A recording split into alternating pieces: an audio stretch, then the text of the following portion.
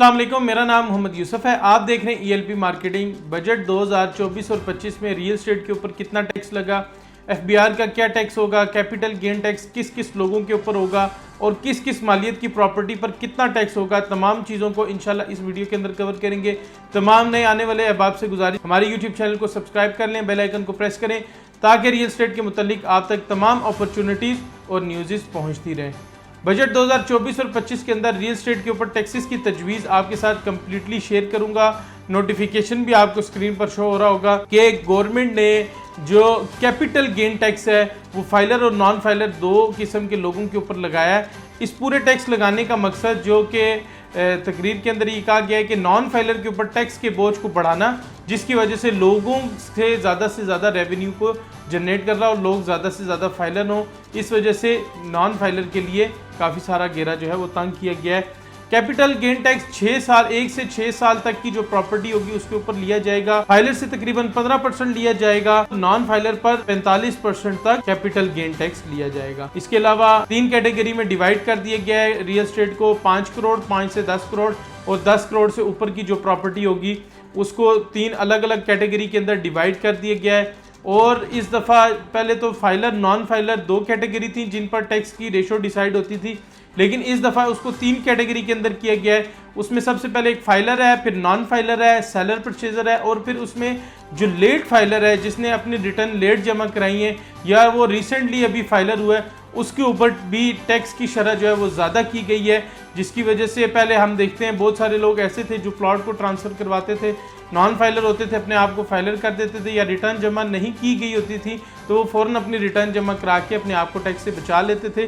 लेकिन अब वो सीन नहीं है। अब आपको अगर आपने टाइमली रिटर्न जमा नहीं करवाई, फाइलर के लिए भी ये एक घेरा तंग किया गया है। एक बैड न्यूज़ है कि उसके लिए भी एक ऐसी स्ट्रेटजी मुतारिफ कराई गई है कि वो भी अपनी जो रिटर्न्स हैं उसको टाइमली जमा करवाएं। जितने भी ये टैक्सेशन का जो नया स्ट्रेटजी है ये सारी की सारी 1 जुलाई तक जो भी प्लॉट लेगा वो पुरानी स्ट्रेटजी के ऊपर अपने प्लॉट को परचेज करेगा और गवर्नमेंट को टैक्स देगा। लेकिन जो नए टैक्सेस लगे ये सारे के सारे 1 जुलाई के बाद जो भी ट्रांजैक्शन होगी वो नए टैक्सेस के स्ट्रेटजी के तहत होंगी और चार्ज जो होगा वो नए परसेंटेज के हिसाब से होगा। इसमें परचेजर का जो टैक्स लगाया गया है फाइलर का वो 3% है। अगर 5 करोड़ रुपए की प्रॉपर्टी है तो 3% देगा, अगर 5 करोड़ से ऊपर की प्रॉपर्टी है 10 करोड़ तक तो 3.5% देगा और अगर 10 करोड़ से ऊपर की प्रॉपर्टी है तो उसको 4% देना पड़ेगा।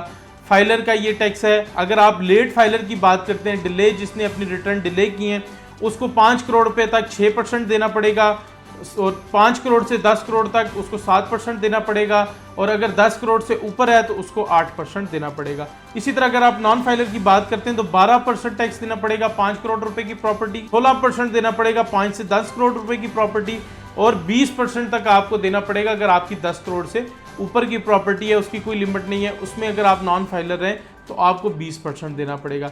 इसी तरह अगर आप बात करते हैं सेलर की तो सेलर भी 3% देगा 5 करोड़ रुपए की प्रॉपर्टी और 4% देगा 5 से 10 करोड़ की प्रॉपर्टी पे और 5% देगा 10 करोड़ से ऊपर की प्रॉपर्टी पे।